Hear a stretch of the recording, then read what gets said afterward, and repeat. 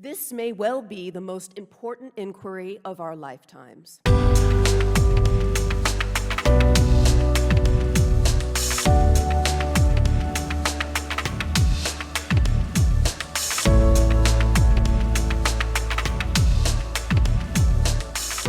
Thank you for your testimony. And Mrs. Salter, you are now recognized for your testimony. Thank you so much. Dear distinguished members, my name is Raya Salter. I'm an energy attorney and the founder and executive director of the Energy Justice Law and Policy Center based in New Rochelle, New York, with offices in Birmingham, Alabama. The Energy Justice Law and Policy Center is an energy justice think tank and the nation's first grassroots public interest law firm dedicated to energy justice. I'm also a member of the New York State Climate Action Council, the body tasked with developing the scoping plan for New York to achieve its statewide greenhouse gas emissions reduction goals. I'm an adjunct professor of law at Cardozo Law School, and my book, Energy Justice, was published in 2018. This may well be the most important inquiry of our lifetimes. Last year's Intergovernmental Panel on Climate Change report was a code red for humanity. Human-induced climate change is widespread, rapid, and intensifying, and some trends are now irreversible. Greenhouse gas emissions from fossil fuels are choking our planet. The scientists of the world have told us we have 10 years to act, yet progress is stalled at all levels. How can this be? I will tell you why. The climate crisis is an unprecedented global crime, and the smoking gun lies in the hands of big oil and gas. They have known with precision for over 40 years that they were doing no less than creating a mass extinction event.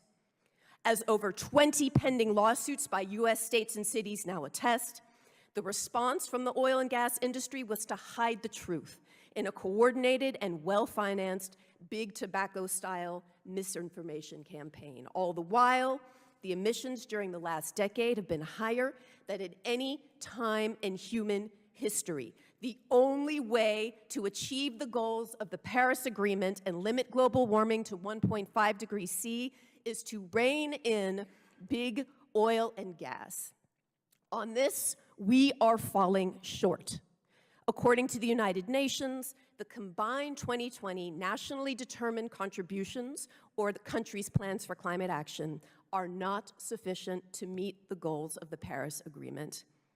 Last year at COP26 in Glasgow, the oil and gas industry had the largest delegation to COP than any single country. Put plainly, the world has failed to act on climate because it has failed to take on the fossil fuel industry and lobby. Big oil uses its vast marketing muscle to increase production while promising emissions reductions. In truth, their promises are nowhere near close to meeting Paris targets. Take, for example, the 2022 ExxonMobil announcement of its ambition to reach net zero by 2050. The commitment covers operational emissions, known as Scope 1 and 2. They leave out Scope 3, the massive amount of emissions that actually result from the fossil fuels they sell. This ambition is false on its face. While big oil reaps profit and avoids accountability, it spreads environmental injustice in the United States and throughout the world. The extraction, processing, transportation, refining, and combustion of fossil fuels places disproportionate environmental burdens on Black, brown, indigenous, and poor communities, as you heard this morning. Those impacts include exposure to significant health hazards, eviction from and desecration of ancestral lands, including my own family in Alabama, fires, explosions, industrial accidents, and loss of subsistence fishing and human rights. This is systemic fossil fuel racism. Its causes include segregation, unequal housing, and redlining. Climate, environmental, and energy justice are interlinked, and inequality and injustice lies at the heart of the climate crisis. There is only one way out. We must phase out fossil fuels. This is the most decisive decade in human history. Absolutely everything depends on curtailing greenhouse gas emissions from big oil. Thank you. And this memo shows how Exxon and Chevron worked behind the scenes to drastically reduce and weaken climate pledges made by an industry called the Oil and Gas Climate Initiative.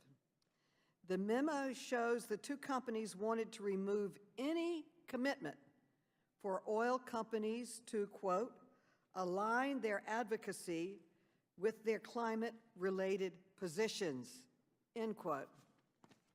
So, Ms. Salter, in layman's terms, why wouldn't these fossil fuel companies want to advocate for climate positions that they claim to support? Unfortunately, the fossil fuel company commitments are just frankly disingenuous.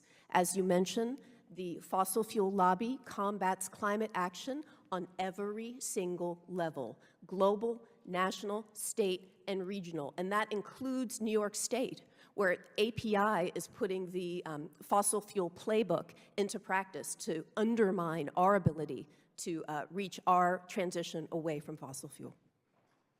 Now, this same internal memo to Exxon CEO calls for removing any language that commits big oil to, quote, enhance climate-related governance, strategy, risk management, and performance metrics and targets, end quote. So, Dr. Weber, is it fair to say that these elements, including governance, strategy, risk management, and performance metrics, are key parts of a business plan? That seems right to me. I think we have seen in the present crisis that profits are the ultimate and only goal of big oil corporations. Mr. Raskin. Thank you, Madam Chair, for calling this important hearing. I remember when I first got to Congress, our colleagues across the aisle denying the existence of climate change and questioning and undermining the science. And today, with record forest fires in the West and wildfires out of control in Europe, with entire islands being engulfed, with record drought in the Midwest and flooding in the East, they're no longer denying climate change, but it looks like they have some fancy new theories about how this is all a hangover of Malthusian psychological dysfunction from the post-World War II period, if I understand it correctly. But meantime, back on the planet Earth, we're dealing with a real crisis. There is no longer any valid scientific dispute about whether the climate has been destabilized. It has been, and we have to confront the reality of this civilizational crisis. The biggest fossil fuel companies, Exxon, Chevron, BP, and Shell, have made net zero emission pledges that they claim are in accordance with the Paris Agreement's goal of limiting global warming below 1.5 degrees Celsius. But experts tell us that all four of these pledges fall dramatically short of meeting the Paris Agreement goal. MSCI, a prominent investment firm, projected how much our planet would warm if the future world economy reflects the pledges of these companies. For example, Exxon and Chevron's pledges would leave us on track for global warming of more than 4 degrees Celsius by 2100, if all we do is what they're proposing to do.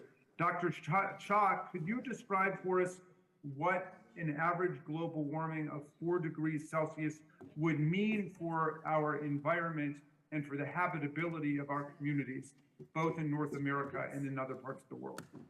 I mean, the damage that we're seeing now is where we are just over 1 degree Celsius warming. So at 4 degrees, we can anticipate that every system will be disrupted to the extent that it is quite possible that the conditions for humanity will not be, the conditions that exist will not be consistent with humanity surviving. Well, could you draw in more detail what that means?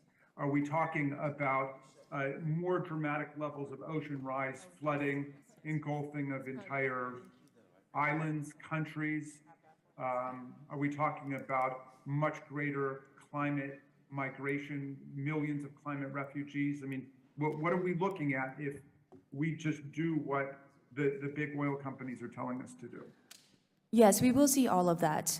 We can think about the damage that Hurricane Sandy did in New York City, and that was just a few inches of water rise. It's not just that the seas will rise, but that when we think about these big events, the sea level, those big ocean currents that come will devastate coastal communities. We can imagine that most small island nations will also disappear, and our agricultural systems will be completely disrupted because there are very small temperature windows in which agriculture can grow. So 4 degrees would mean that our entire food systems would be completely disrupted. We are already seeing climate refugees, so we can expect that that will become much more intense. And also all of the weather patterns that we're seeing now, these really destructive tornadoes, these really destructive hurricanes, those will all intensify both in terms of their strength, but also their frequency. Ms. Salter, we know that for decades, the carbon industry has worked to suppress the reality of climate change and to conceal from the public the dramatic changes in the climate that have been taking place. Now they are offering some rhetorical commitment to the most minimal kinds of changes in their conduct. If we continue to follow the lead of big oil and the carbon barons, will we be able to make the changes we need to make in order to preserve habitable life on our planet for our people? Absolutely not. The only way out of the climate crisis is to rein in big oil and gas. The only way out. Let me just ask you, what would you do? I have 3 questions, so try and keep your answers within 30 or 40 seconds, please. What would you do with petrochemical products? Like everything you have, your clothes, your glasses, the car you got her on, your phone, the table you're sitting at, the chair, the carpet under your feet, everything you've got is petrochemical products. What would you do with that? Tell the world. If I had that power in the world, actually, I don't need that power, because what I would do is ask you, sir, from Louisiana. I'm giving you the power. You're presenting, to search it's impossible you, sir, what from you're Louisiana, to search your heart and understand why the EPA knows that toxic petrochemical facilities are some of the most toxic, polluting facilities in the world and are killing black people throughout Louisiana. Okay, so my first thing would be you to search your heart and ask your God what you are doing to the black and poor people in Louisiana. That would be my first thing to ask. Let's just have one at a time so that we can. It's my time, Mr. Chairman. If I reclaim my time, I shall. I'm going to give this young lady an opportunity. You might not like it, but America needs to hear it. You've got no answer, do you, young lady, about what to do with petrochemical products, so I'll move on. What are you going to do with ocean-going vessels? What do you do with the maritime industry? Well, we could, again, I would ask you to search your heart for what is happening on the coast of Louisiana. Of course we do. We need to move away from petrochemicals. We need to shut down the petrochemical facilities in your state and move away from plastic. We need to move away from it. And there are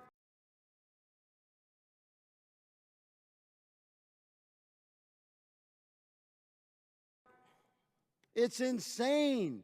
What would you do with the aviation industry? The only thing that would not function is the petrochemical industry in your state, sir. Do you care about the planet, good lady? Like, do you have ecological concern for real? Like, from a biblical perspective, we were given, the Lord gave us dominion over the planet and the creatures thereof. Now, the original translations of dominion means to care for and nurture. So from a biblical perspective, I am an environmentalist. I love my planet and the people and the creatures thereof. Do you? Sir, if we're going to talk about the Lord, I ask that you search your heart again and think about repenting. I search my heart very quickly. I love the planet. I'm asking you, do you fossil fuel industry that owns your state is destroying the earth and the natural world, and that is a fact, sir. Ms. Ocasio-Cortez for 5 minutes. Thank you so much, Mr. Chair. And I unfortunately, I wish I could use all my time on questioning, but I wanted to address Ms. Salter directly. I just want you to know that in the 4 years that I've sat on this committee, I have never seen members of Congress, Republican or Democrat, disrespect a witness in the way that I have seen them disrespect you today. I do not care what party they are in. I've never seen anything like that. And for the gentleman of Louisiana and the comfort that he felt in yelling at you like that, there's more than one way to get a point across. And frankly, men who treat women like that in public, I fear how they treat them in private. We can be better than this. We don't have to resort to yelling. Moving on. I want to tell a story about last year, back in October of 2021. And frankly, and you know what, I'm going to stop as well.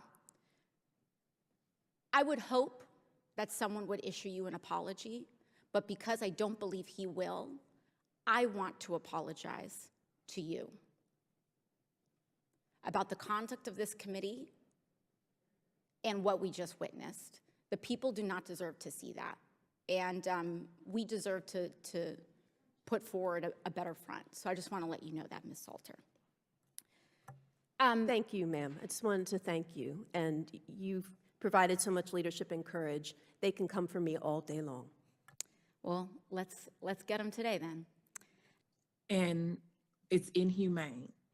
The fossil fuel industry is profiting off of death and destruction in our communities, and they've known it for decades. Furthermore, they're making it unsafe for workers to get to work, creating hazardous workplaces, and disproportionately putting low-income people at risk in their neighborhoods by continuing to burn fossil fuels. Dr. Cha, can you tell us more about how the burning of fossil fuels is harming workers specifically? Well, the fossil fuel industry in general is very dangerous work. We can think about coal mining, oil and gas drilling. It's all those toxics that are released, that are needed to release oil and gas from the ground, are then directly inhaled by workers. Part of the reason why the fossil fuel industry has higher wages is because it is very dangerous work. So, you know, even when we burn fossil fuels, it's not just carbon dioxide that's released, but there are other air pollutants that are released that are dangerous to communities and to workers. And to increase profits, fossil fuel companies often cut safety and safety measures so that they can increase their profits, but all at the expense of workers. Is there a threat to our well-being if we don't invest in clean energy and solving the challenges of getting the clean energy, air and wind and solar, to where it's needed? I think there's an immediate threat, and there is a threat that also goes through a number of important economic channels. So first of all, these exploding fossil fuel prices unsettle the whole of the American economy, landing us in the kind of inflation crisis that we find ourselves in, which hits the victims of climate change, Black and brown communities first and foremost. Secondly, it undermines other industries that would actually make productive investments, because if profits explode in one sector, it becomes incomparably more attractive to put all the money into the fossil fuel sector rather than into sectors that we need to build up a cleaner economy, to build up an economy that actually is sustainable for the American people. All right, so we have some energy companies in Vermont that are actually investing in clean energy. They see their role as making that transition because the impact of carbon fuels, which is how they powered their electricity, are having an adverse effect. They don't deny it, they acknowledge it, and they're helping homeowners retrofit their homes. They're helping them install heat pumps. They're helping them do practical things that can bring their bills down and give them reliable energy. Is that a viable approach or a decision for some of these major energy companies to take, as opposed to doing the greenwashing as opposed to spending so much time in the propaganda that climate change doesn't exist? Dr. Cha. Yes, absolutely. I think what you detail is a very good example of what the fossil fuel industry can do to help us transition to cleaner sources. All right. Ms. Salter? Unfortunately, the fossil fuel industry has shown that they have absolutely no intention of investing in clean energy because fossil fuels are their most valuable asset. This has been at the heart of the deception. And Right. this So they got assets in the ground, they want to defend them and keep selling gas for $5, or now I guess it's $4 a gallon. That's correct. They have shown limited willingness to invest, and they want to protect their core asset, which is fossil fuels. All right, I yield back. Thank you. According to NOAA, the National Oceanic and Atmospheric Administration, climate and weather disasters have cost us $1 trillion over the last 6 years. We've been fortunate so far this hurricane season, but the 2020 and 2021 seasons were some of the worst in recorded history. Dangerous storms like we've seen decimate communities in Florida, in Texas, and Louisiana, and they're becoming more frequent and more intense. Ms. Salter, are the costs of climate disasters expected to grow this year? And if so, what do you think is causing the increase?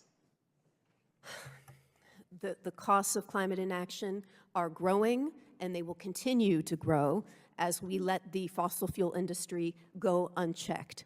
And really, the devastating irony is that while the fossil fuel industry stands to lose profits from climate action, the rest of us have so much to gain. A recent study from Deloitte found that inaction on climate change could cost the world's economy $178 trillion by 2070. But if global leaders were to act, we could look at gains of $43 trillion by 2070. Thank you. In fact, as of July 11th of this year, NOAA estimated that we've experienced over $200 billion in disaster costs this year alone. Since then, flooding knocked out Jackson, Mississippi's water supply, record heat has scorched Utah, the Colorado River has dried up, and California is fighting multiple unprecedented climate crises. Simply put, it's an economic imperative that we move off of fossil fuels. In addition to costs to individuals and taxpayers, our continued dependence on fossil fuels hurts workers. And now I'd like to address the myth perpetuated by big oil and my Republican colleagues that the fossil fuel industry provides, quote, good, stable jobs. In reality, the fossil fuel industry has abandoned workers. After fossil fuel companies received billions of dollars in tax breaks and COVID relief bills, they laid off tens of thousands of workers. So Dr. Cha, have fossil fuel companies made a concerted effort to rehire those workers? They have not. They have not. The fossil fuel workforce has not rebounded to the size that it was before the pandemic, and wages are not matched to what they were before the pandemic. The truth is that big oil companies are doing virtually nothing to help with this crisis that they greatly contribute to because they are perfectly happy with the status quo. Recently, Congress acted and passed the Inflation Reduction Act without a single extremist MAGA Republican vote that would move the nation towards decreasing our reliance on fossil fuels. Big oil can do what other responsible companies are doing, and that is leverage the tax credits and other investments in the IRA, along with their gratuitous profits, to build clean energy infrastructure in this country. Failure to act means that they will be left behind while other companies reap the benefits. Big oil companies are well positioned to live up to their climate pledges, and we can no longer allow their baseless promises to suffice for inaction on climate change, which is real and on which we must act with or without MAGA extremist Republicans. Dr. Weber, this year, ExxonMobil, the country's largest oil company, reported its net profit more than doubled to $5.5 billion from a year earlier. The high price of gas this summer put more money into the pockets of executives and shareholders at Shell, ExxonMobil, Chevron, and BP, but left some Americans straining to make ends meet.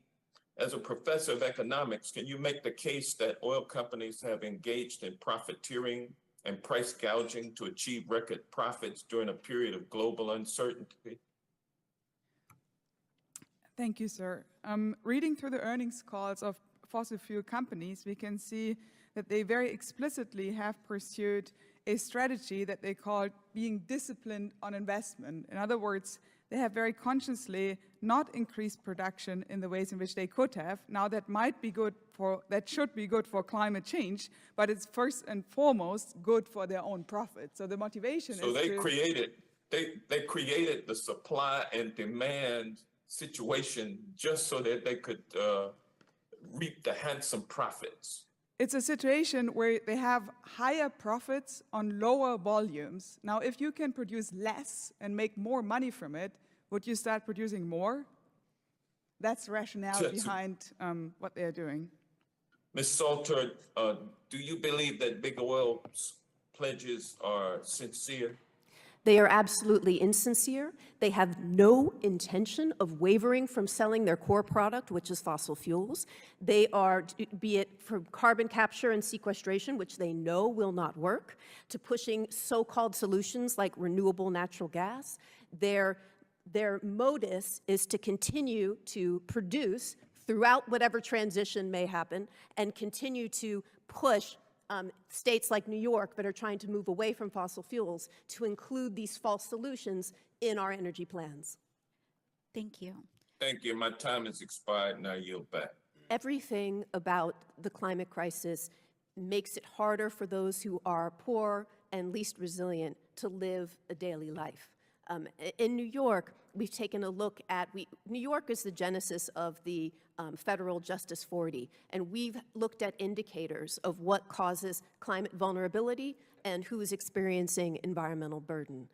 And we have done a detailed analysis, and we've looked at things like access to health care, race, and income. And what we see are that these indicators, overlap. So that if you are low income, if you are a person of color, you both live nearest to a climate impact zone, and you have lower access to healthcare. So these various indicators certainly interlap. But also I want to say that there is an opportunity here to make things better. If we move away from fossil fuels, that the evidence shows that communities can become healthier. After a series of coal and oil power plants were closed across California in the early 2000s, researchers found a significant decline in preterm births of women who were living in those communities. So there's an opportunity to make our communities healthier and more prosperous.